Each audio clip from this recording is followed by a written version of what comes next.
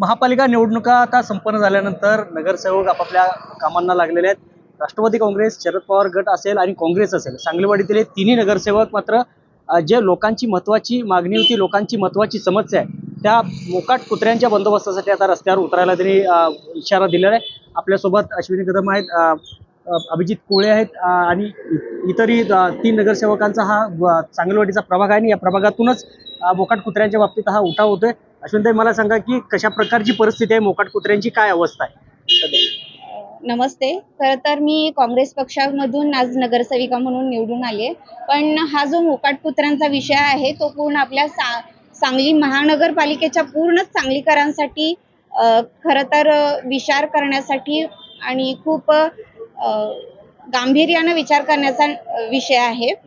आज भटक्या कुत्र्यांचा जो काही सर्वसामान्य नागरिकांना त्रास होतोय, त्याच्यावर हल्ले होत आहेत सर्वसामान्य नागरिकांवरती, लहान मुलांच्या वरती. त्याच्यावरती आपण मोठ्या प्रमाणावरती शासनाने नसबंदी कुत्र्यांची करून त्याच्यावरती आपण उपाययोजना करू शकतो. जे काही आहे, जी काही मोहीम आहे नसबंदीची, ती आपण मोठ्या प्रमाणावर एकदम राबवली पाहिजे. जेणेकरून काय आहे, जो निधी आहे तो आपला व्यवस्थित तिथे यूज झाला पाहिजे, योग्य ठिकाणी गेला पाहिजे. त्यामध्ये जो काही भ्रष्टाचार आहे तो थांबला पाहिजे. ज्या काही कुत्र्यांची नसबंदी झाली आहे त्यांना कट करून, त्यांचे कान कट करून सोडलं जातं की बाबा यांची नसबंदी झाली आहे. पण तेच कुत्री परत आपण ते दाखवून त्यांची नसबंदी झाली असं दाखवतात. पण तसं न होता त्यांना एक आपण टॅग देऊ शकतो, त्याच्यावर त्यांचा नंबर आणि कोणत्या साली त्यांची नसबंदी झाली हे आपण मेन्शन करू शकतो. जेणेकरून ह्या नसबंदीमध्ये भ्रष्टाचार होणार नाही आणि याच्यामध्ये जनजागृती सुद्धा मोठ्या प्रमाणात झाली पाहिजे. जेणेकरून हा सर्वांचा विषय आहे, जिव्हाळ्याचा विषय, सर्वांच्या जिव्हाळ्याचा विषय आहे. याच्यावर खरंच उपाययोजना झालीच पाहिजे. नक्कीच.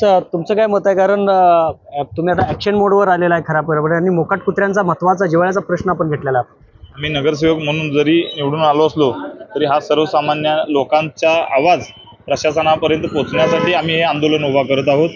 तर येणाऱ्या 15 दिवसात मला माहिती आहे आपले आदरणीय आयुक्त साहेब यावर नक्कीच उपाययोजना करतील आणि त्यावर जर तरीही उपाययोजना होत नसेल तर आम्ही जनहित याचिका कोर्टामध्ये दाखल करू. नक्कीच या ठिकाणी सांगलीवाडीच्या नवनिर्वाचित नगरसेवकांनी मोकाट कुत्र्यांचा प्रश्न हाती घेतलेला आहे. सांगलीवाडीच नव्हे तर संपूर्ण महापालिका क्षेत्रामध्ये मोकाट कुत्र्यांची गंभीर समस्या ही निर्माण झालेली आहे. 2 दिवसापूर्वी कोल्हापूर रोडला एका मोकाट कुत्र्याने एका वृद्धावर हल्ला केला, लचके तोडले. मागच्या महिन्यात सुद्धा एका बाळावर हल्ला केला. असे अनेक प्रकार दररोज घडतायत आणि यावर कुठतर प्रतिबंध व्हावा यासाठी आता हे नगरसेवक रस्त्यावर उतरणार आहेत. दीपक चव्हाण, जय महाराष्ट्र, सांगली.